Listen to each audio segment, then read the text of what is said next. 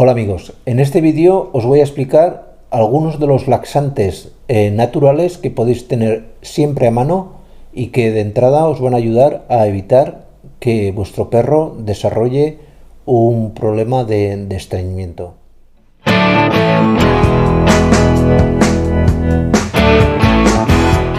Entre estos laxantes naturales os voy a comentar el primero, que seguramente os va a sorprender, es darle a vuestro perro leche. Leche. Le dais en función del peso, pues entre 25 a casi 50 mililitros de leche. ¿Por qué? Porque la leche, los perros tienen una pequeña dificultad para digerirla, y lo que va a conseguir la leche es que tiene una mala digestión y provocas una diarrea natural. O sea que lo que vas a intentar hacer es que ese bolo que está obstruyendo el intestino se expulse siempre, causante del estreñimiento, se expulse con mucha mayor facilidad. ¿De acuerdo?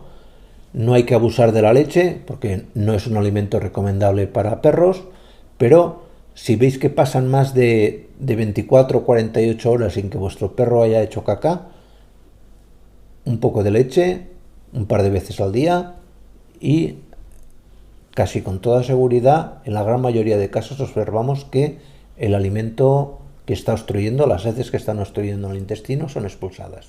Otro producto que podéis tener en casa y que seguramente muchos conocéis es el salvado de trigo natural.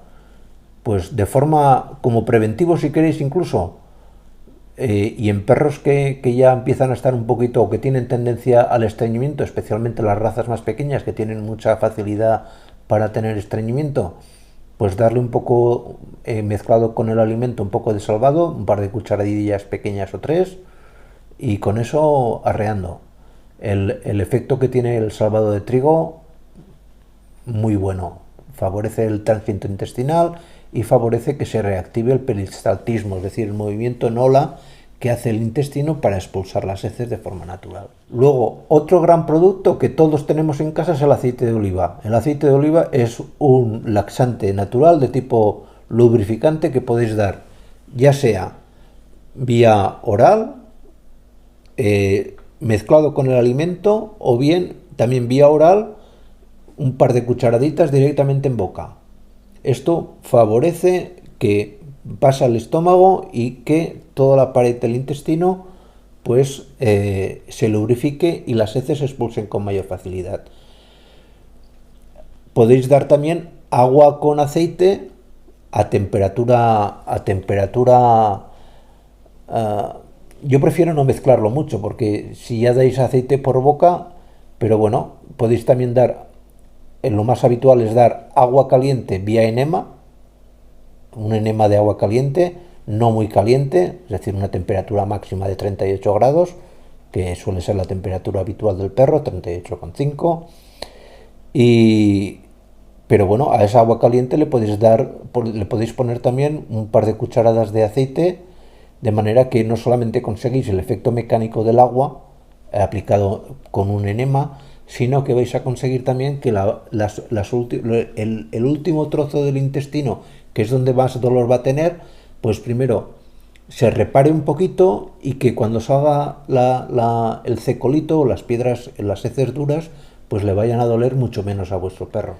Como ya os he dicho, agua caliente. ¿Es importante que el animal beba? Sí, pero si le dais el agua caliente a una temperatura corporal del perro, 38,5, como os he comentado anteriormente, pues el agua caliente tiene mucho más efecto a la hora de incrementar el movimiento del intestino. Por lo tanto, se lo podéis dar por boca o por vía, como os he comentado antes, vía enema. Hay personas que recomiendan agua marina.